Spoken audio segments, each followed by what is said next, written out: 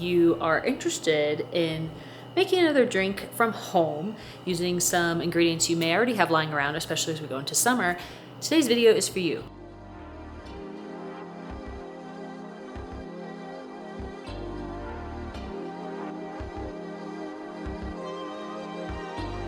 Hey friends, welcome back to the kitchen. We are actually going to be making a drink from a pineapple.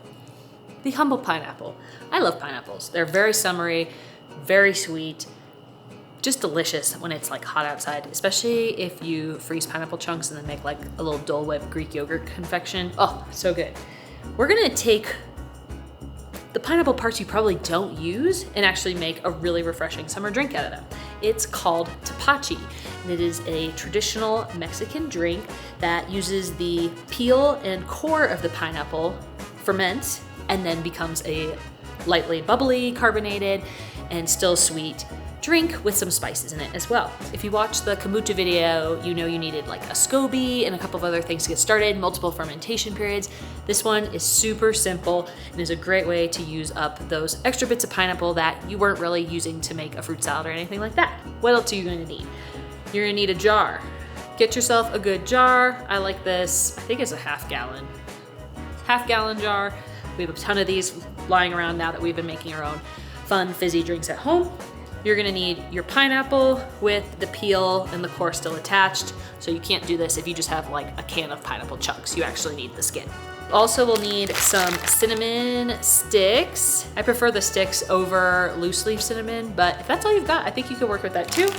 The other spices you'll need are cloves or star anise. I'm gonna use star anise because I actually am all out of cloves from the last time I made Tepache. So I don't have any of that. Feel free to use cloves though. I think that's a little bit more on the traditional side. I'm just kind of curious how the star anise will turn out with it. And then finally, you're going to need sugar. We're using sugar a lot for these fermented drinks. So if you don't have it in bulk and this is something you decide to pick up, I highly recommend it. I'm just gonna finish off this container and then I have big bags of sugar that we're using for our fermentation projects. You have cheesecloth for the top of your bottle. Once we get that all going, that'd be helpful in a rubber band. You can also use a paper towel or a cloth napkin. You may also find one of these fancy like burping silicone lids useful. Basically, as the pineapple ferments, eats the sugar, produces gas, the carbonation, it will cause the top of this lid to pop up. Not like that, but actually just kind of pop up, and then it will escape out the little nubbin on top of here. And that just makes sure that your container doesn't explode. That's why I recommend the cheesecloth or a paper towel versus an actual lid on top, because this thing gets bubbly. We're going to move over to the cutting board and prepare our pineapple and make sure we use it in a zero waste fashion. So let's get started. First step, I'm not showing on screen, is to wash your pineapple. Not with soap or anything, but make sure you get any gunk or dirt off of the skin. You can test to make sure your pineapple is ripe by gently plucking the leaves from the crown. If they give easily, like mine are, your pineapple is ripe. If they don't really want to go anywhere, check again the next day. Next, we're going to go ahead and cut all the skin off and put that in your fermentation jar. You can cut the base of the pineapple off, put that to the side, and cut the crown off and put that to the side as well. We're not going to use either of those to make the Tepache, so go ahead and compost them if you can. Or you could try growing another pineapple plant. I've personally never done this, so if you do it and grow a new plant, definitely let me know in the comments below. If you don't already have a plan for your pineapple fruit chunks, I would say just eat them raw as is. That's my favorite way. We also add ours to chia seed pudding and yogurt for a tropical tinged morning breakfast. It's delightful. I think Brian actually ended up using some of these chunks for a chicken marinade later that day. So we ended up turning one pineapple into many, many sources of deliciousness. And if you have your own preferred method of pineapple usage, let me know. I'm always looking for more recipes. We're gonna keep slicing and dicing, putting the skin and the core into your fermentation jar, and just keep chopping up the edible, juicy, yummy pineapple chunks for later. I'm putting them in a separate jar to snack on after filming. Once all the pineapple is chopped and sorted, let's go add our spices. I like 2 sticks of cinnamon in mine and a small handful of 3 to 4 cloves or star anise. You're also going to add in 1 cup of sugar to your half-gallon jar. Now, if you want to be really pro level and do better than me, ignore what I'm showing you on the screen.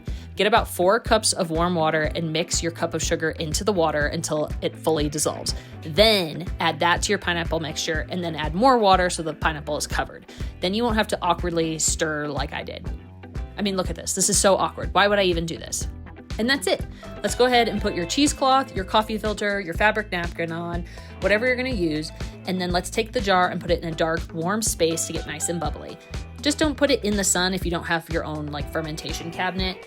Just make sure it's not getting direct light. Usually around 24 to 36 hours later, you'll notice a ton of carbonation action happening. Mine took about 48 hours because I awkwardly had to go in at the 24-hour mark and shake up the sugar mixture to really incorporate everything together. But after a couple days, you end up with a beautiful, fizzy, sweet mixture that is ready to put in a drinking bottle. I'm using our pop top bottles that we also use for making kombucha and ginger bug soda, so we have quite a few of these laying around. I highly recommend getting a couple as you start to get into making your own drinks at home.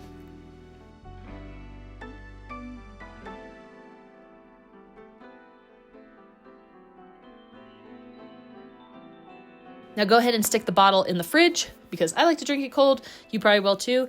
And then let's give it a taste test. Welcome to dinner time. As soon as we start filming this, I'm freaking challenged. I know, we are going to do this fast so we can eat dinner. But dinner time is also when we tend to drink the ginger bug and the kombucha. And today, the Tepache. Ready? Yeah, I'm excited. Hopefully it doesn't explode everywhere in our faces. Just kidding. Just kidding, it's totally fine. Oh, I forgot to put ice in our glasses. There was an incident with the kombucha. There was an incident, yes. Happens. It was blueberries. I had a blueberry flavor and I juiced it. So it was like all sugar. And you can't see because we cleaned it. But when I say it's literally hit the ceiling, I mean literally. So. I thought something was falling on you. It sounded like something was continuously falling on me. I was like, what is going on? Ooh, look at that little bubbly bubbly. It's exciting. It's very nice. Oh, if you want that one, go for it. Okay. So did you describe this already, Annie? You know, I have it. Oh. I wanted to have two different opinions. Oh. That one's different from the last one. It's like a different pineapple. So one thing that's different that I did this time that I didn't do before is I put in some star anise because the recipe calls for cloves and we are out of cloves. Star anise and then cloves. Yeah. I was like, that pineapple is a little, little sour there. But it's funny because this drink is very sweet. It's very sweet. It's very sweet. Much sweeter the than... star anise just popped out a little bit. Yeah, you do... I should have realized that. In the cinnamon I would say is the main note after the pineapple. So it's like pineapple, cinnamon, and then you'd have your cloves or your star anise. Yeah. I'm not a star anise fan. I know, I'm sorry. It's like this, my whole tongue is just like, but this is delicious. I'll drink the whole thing, don't get me wrong. It's just like that part of it. It's really nice because it is, with the pineapple, very tropical. Yeah. And when you don't drink alcohol, which neither of us really do for the most part, if you want like a tropical beverage when there's, like a bazillion feet of snow outside. Just kidding, it's only a couple inches. It's a couple inches. We're just like in a cloud. It looks We're in a cloud. It looks a lot very more, dramatic. Yeah. It's not. We had a full charge of battery too. Yeah. We were in the cloud the whole day. But you want something tropical on a snow day, this hits the spot, I would say. Yeah. I really like it. Yeah. I was like, I kind of want a rum runner. We're like, we're going to have a drink soon. Yeah. Really likes telling us what's going on at the smart oven is going on. Is it really smart though? It's kind of a dumb. Yeah. It's not a dumb oven. It's just an oven. It's an annoying oven. Look at this. I have to tell you 8 times that, hey, I got the temperature. Yeah. One more time, watch. Wait. It did one more. It did a different one before. Did it do it already? I think it did. Oh. Yeah. I'm sorry you weren't able to. Oh no! Why was it longer? Like the last one, it's like, hold it. Okay. Yeah. Third time's a charm. I did get the temperature, by the way. Yeah, hey, wait. by the way, wait. I got the temperature, didn't you brought it in? Yeah, so that's like half the bottle and 2 servings, so I guess it's like, what, about 4 or 5 glasses worth? Yeah, it depends on what your pour is, but 4.5, sometimes 5. I'm gonna put it back on the heating mat and make it more bubbly. I think that's a good idea. Let's do it. Yeah. Moral of the story is, get a pineapple And don't throw the skins away. It's crazy. It's magic. Magic. There's so many things I'm just learning, and it's like, and it's not like, it's not like this is new stuff. I think it's just more like I've more aware of it. There's like things that, because I think one thing that got me into the ginger bug, and maybe I'll do a little video on that. It's really cool. You should. Is I really like soda, but I really don't like soda that we drink normally, like soda Coke from a store. Yeah, it's just like I feel like poop every time I. Usually I have rum in it, so I feel like poop when I have soda. But I don't drink that anymore. So I was like, I'm craving like this and that, and we had some root beer, and the root beer is just so sweet. It's just so sweet. So we're like, let's make our own.